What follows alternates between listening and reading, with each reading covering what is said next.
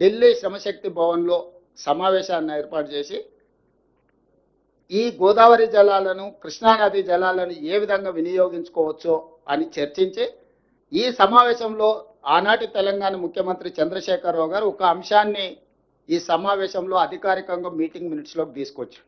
ఏమని? గోదావరికి సంబంధించిన 3000 టీఎంసీల నదీ జలాలు సముద్రంలో కలుస్తున్నాయి. ఈ సముద్రంలో కలుస్తున్న 3000 టీఎంసీ నీళ్లను కృష్ణా బేసిన్ మీద నిర్మించుకోవాల్సిన ప్రాజెక్టులకు 1000 టీఎంసీ అవసరం ఉంది. గోదావరి బేసిన్ నుంచి కృష్ణా బేసిన్కి గోదావరి జలాలను తరలించడం ద్వారా ఈ ప్రాజెక్టులను నిర్మించుకొని ఆ సమస్యల్ని పరిష్కరించుకోవచ్చని 80,000 పుస్తకాలు చదివిన టిఆర్ఎస్ భాషలో వాళ్ళు చెప్తా ఉంటారు, అపర భగీరథుడని రకరకాలుగా. వారు కనిపెట్టిన బ్రహ్మ పదార్థమే 3000 టీఎంసీలు గోదావరి నదీ జలాలు సముద్రంలో కలుస్తున్నాయి. ఆ రోజు పునాది రాయబడ్డది. గోదావరిలో 3000 టీఎంసీల నీళ్లు సముద్రంలో కలుస్తున్నాయి. ఆ 3000 టీఎంసీలను గోదావరి పరివాహక ప్రాంతం నుంచి కృష్ణా పరివాహక ప్రాంతానికి తరలించడం ద్వారా రాయలసీమకు నీళ్ళు ఇవ్వాలనేది పునాది ఆ రోజు 2016-21 6వ నెలలో పడ్డది. ఇది మీటింగ్ మినిట్స్ రికార్డ్ అధికారికంగా. ఈ మీటింగ్ హరీష్ రావు గారికి తెలియదనడానికి వీలేదు. హరీష్ రావు గారు మంత్రిగా ఈ సమావేశంలో వారు కూడా పాల్గొన్నారు. కాబట్టి ఈ మీటింగ్ మినిట్స్ హరీష్ రావు గారికి నేను పంపిస్తాను. రెండవ పాయింట్, ఆ తర్వాత ఆంధ్రప్రదేశ్ తెలంగాణ లేకపోతే చంద్రబాబు నాయుడు గారు లేకపోతే చంద్రశేఖరరావు గారి మధ్యలో వైరుధ్యాలు లేకపోతే రాజకీయ అంతరాలు రకరకాల పరిస్థితుల వల్ల 2016 నుంచి 2019 వరకు ఇది కార్యరూపం దాల్చలేదు, వాయిదాలు పడుతూ వచ్చింది. 2019లో ఆంధ్రప్రదేశ్లో జగన్మోహన్ రెడ్డి గారు ముఖ్యమంత్రిగా మొదటిసారి బాధ్యత చేపట్టిన తర్వాత, తెలంగాణలో చంద్రశేఖరరావు గారు రెండవసారి ముఖ్యమంత్రిగా పదవి చేపట్టిన తర్వాత వీళ్ళిద్దరూ 4 సార్లు సమావేశమైనారు. దాదాపుగా 2019 జూన్ 28, అదేవిధంగా ఆగస్టు, అదేవిధంగా సెప్టెంబర్, అదేవిధంగా ఆగస్టు 12న 4 సార్లు అధికారిక సమావేశాలలో చంద్రశేఖరరావు గారు అదేవిధంగా ఆంధ్రప్రదేశ్ ముఖ్యమంత్రి జగన్మోహన్ రెడ్డి గారు కలిసి మాట్లాడుకొని చర్చించుకొని ఆ చర్చల సారాంశం ఏంటంటే జలబంధం.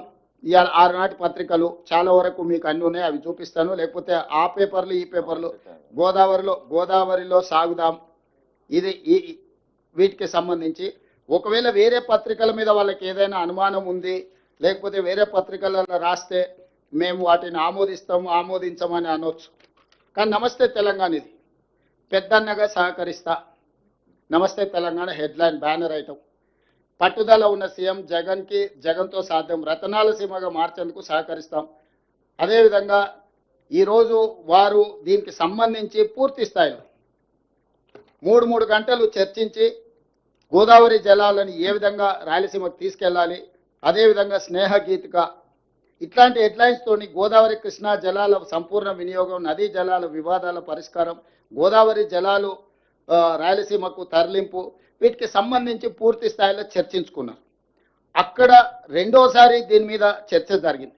దీనికి సంబంధించి వీళ్ళిద్దరు చర్చల సారాంశం పత్రికలకు ఆ రాష్ట్రానికి సంబంధించిన తెలంగాణ రాష్ట్రానికి సంబంధించిన మంత్రులు వివరించారు. ఆ మంత్రులు ఎవరు? ఇరు రాష్ట్రాల సీఎం సమావేశం వివరాలను వెల్లడిస్తున్న తెలంగాణ మంత్రి ఈటల రాజేందర్ గారు, పక్కన బుగ్గన రాజేంద్రనాథ్ రెడ్డి. ఇచ్చిపుచ్చుకుందాం తెలంగాణ ఏపీ మంత్రులు రాజేందర్ అండ్ రాజేంద్రనాథ్ రెడ్డి. అంటే స్పష్టంగా సీమకు గోదావరి పత్రికలలో వచ్చింది. శ్రీశైలాన్ని తరలించాం తెలుగు రాష్ట్రాలు, ఏ రకంగా వీళ్ళు నీళ్లను రాయలసీమకు తరలించాలని చెప్పి చర్చించుకున్నారు. ఆ రోజు మంత్రివర్యులు ఈటల రాజేందర్ గారు, బుగ్గన రాజేంద్రనాథ్ రెడ్డి గారు పత్రికా సమావేశం పెట్టి ప్రజలకు వివరించారు. నష్టం తక్కువ, లాభం ఎక్కువ. గోదావరి జలాలను రాయలసీమ ప్రాంతానికి తరలించడం ద్వారా, కృష్ణా పెన్నా బేసిన్కు తరలించడం ద్వారా నష్టం తక్కువ, లాభం ఎక్కువ అని ఇద్దరు ముఖ్యమంత్రులు కూర్చొని ప్రగతి భవన్లో 2 గంటలకు పైగా సమావేశమైన జగన్మోహన్ రెడ్డి గారు, అదేవిధంగా చంద్రశేఖరరావు గారు. తెలంగాణ నడిగడ్డ ప్రగతి భవన్లో ఆంధ్రప్రదేశ్ ముఖ్యమంత్రి, తెలంగాణ ముఖ్యమంత్రి కూర్చొని గోదావరి జలాలను రాయలసీమ పెన్నా ప్రాంతానికి కృష్ణా బేసిన్కు తరలించాలని, అదేవిధంగా నిధులు ఇవ్వాల్సిందిగా కేంద్రాన్ని కోరుదాం, పుచ్చుకునే ధోరణితో ముందుకెళ్దాం. అంటే ఒకవేళ డబ్బులు కేంద్ర ప్రభుత్వాన్ని అడుగుదాం, ఇవ్వకపోతే మనమే సొంతంగా కట్టుకుందాం అని చెప్పి వాళ్ళిద్దరు కలిసి మాట్లాడుకొని ముందుకెళ్ళిండ్రు. తక్కువ నష్టం ఎక్కువ భూసేకరణతో గోదావరి కృష్ణ నదుల అనుసంధానం. సో ఈ రకంగా ఈరోజు ఇంత స్పష్టంగా రాయలసీమను రతనాల సీమగా మారుస్తా, ఇవన్నీ కూడా చంద్రశేఖరరావు గారు స్వయంగా మాట్లాడిన మాటలు. ఇప్పుడు నేను తెలంగాణ ప్రజలకు వివరించదలుచుకున్నా.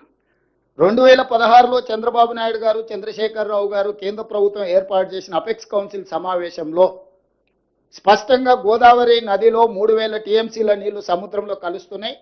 వాటిని రాయలసీమ ప్రాంతానికి సంబంధించిన కృష్ణా పెన్నా బేసిన్కు తరలించడం ద్వారా కరువు ప్రాంతాలను సస్యశ్యామలం చేస్తామని ఆ రోజు అక్కడ మాట్లాడినరు. దాన్ని ముందుకు తీసుకెళ్లాలని చంద్రశేఖరరావు గారే మొట్టమొదట ప్రతిపాదించింది. ఈ రోజు ఏదైతే గోదావరి బంకంచెర్ల ఆంధ్రప్రదేశ్ చంద్రబాబు నాయుడు గారు మొదలుపెట్టినరో 2016లో చంద్రశేఖరరావు గారు, చంద్రబాబు నాయుడు గారు మాట్లాడుకున్న ప్రాతిపదికనే ఈ రోజు వాళ్ళ ప్రాజెక్టును ముందుకు తీసుకెళ్ళి 2019లో జగన్మోహన్ రెడ్డి గారు, చంద్రశేఖరరావు గారు పూర్తి స్థాయిలో మాట్లాడుకొని ప్రాజెక్టు డిపిఆర్లు అన్ని రెడీ చేసి పెద్దన్నగా సహకరిస్తాను చంద్రశేఖరరావు గారు చెప్పడమే కాకుండా రాయలసీమ పర్యటన సందర్భంగా శ్రీమతి రోజా గారి ఇంటి దగ్గర ఏం మాట్లాడినరో, ఇప్పుడు వారు ఇప్పుడు వివిధ సందర్భాలలో ఏం మాట్లాడినరో మీకు చూపించిన. ఇప్పుడు వారు ఇంత స్పష్టంగా గోదావరి జలాలను రాయలసీమకు సంబంధించిన కృష్ణా బేసిన్, పెన్నా బేసిన్కు తరలించడం ద్వారా రాయలసీమను రతనాల సీమలుగా చేస్తా అని చెప్పిన తర్వాత బేసిన్లు లేవు, భేషజాలు లేవు, మేము కలిసి పనిచేస్తాం, కలిసి ముందుకు సాగుతాం, సమర్థుడైన యువకుడు ఆంధ్రప్రదేశ్ ముఖ్యమంత్రిగా జగన్మోహన్ రెడ్డి గారు ఉన్నారు, నేను పెద్దనగా పూర్తిగా సహకరిస్తానని చంద్రశేఖరరావు గారు చెప్పిండ్రు. నేను ఇప్పుడు మీడియా మిత్రుల ద్వారా బీఆర్ఎస్ నాయకులను అడుగుతున్నా, చంద్రశేఖరరావు గారిని అడుగుతున్నా, మీరు ఇంత విస్పష్టంగా 2016లో 2019లో వివిధ సందర్భాలలో శాసనసభలో బహిరంగ సభలలో స్పష్టంగా గోదావరి జలాలను రాయలసీమ అదేవిధంగా పెన్నా ప్రాంతానికి తరలించడానికి ఆమోదించి ప్రాజెక్టును ప్రారంభించడానికి అవకాశం కల్పించి ప్రోత్సహించిన మీరు ఈరోజు ఆ ప్రాజెక్టును మొదలు పెడతామని ఆంధ్రప్రదేశ్ చంద్రబాబు నాయుడు గారు అన్న మరుక్షణం నేను పెద్దలు ఉత్తమ్ కుమార్ రెడ్డి గారు ఢిల్లీకి వెళ్ళి జలశక్తి మినిస్టర్ సిఆర్ పాటిల్ గారికి ఫిర్యాదు చేసినాం, ఆర్థిక మంత్రి గారి దృష్టికి తీసుకెళ్ళినాం. గోదావరి రివర్ మేనేజ్మెంట్ బోర్డుకు అఫీషియల్గా నేను ఈ మధ్యకాలంలో మన జలసౌదాకు ఉద్యోగస్తులకు వాళ్ళకు నియామక పత్రాలు అందజేసినప్పుడు డైరెక్ట్గా అక్కడికి వెళ్ళి గోదావరి రివర్ మేనేజ్మెంట్ బోర్డు దగ్గర పోయి నేను ముఖ్యమంత్రిగా అదేవిధంగా మా మంత్రి అధికారులను తీసుకెళ్లి గోదావరి రివర్ మేనేజ్మెంట్ బోర్డు అధికారులను కలిసి ఆంధ్రప్రదేశ్ ప్రభుత్వము, ఆంధ్రప్రదేశ్ ముఖ్యమంత్రి చంద్రబాబు నాయుడు గారు గోదావరి జలాలను బంకంచెర్ల వరకు తరలించడానికి 200 టీఎంసీల ప్రాజెక్టును ప్రణాళిక చేసిండు. పరోక్షంగా ఇంకొక 100 టీఎంసీలు, ఇది 200 టీఎంసీల ప్రాజెక్టు కాదు, ఇది 300 టీఎంసీల ప్రాజెక్టు. 300 టీఎంసీలకు సివిల్ వర్కులన్నీ కంప్లీట్ చేస్తుండు. పంపులు మాత్రం ఇనీషియల్గా 200 పెడుతుండు, తర్వాత ఇంకొక 100 టీఎంసీలకు కూడా అన్ని రెడీగా చేసుకున్నాడు. అంటే ఎప్పుడైనా పంపులు తీసుకొచ్చి ఫిట్ చేసుకోవచ్చు.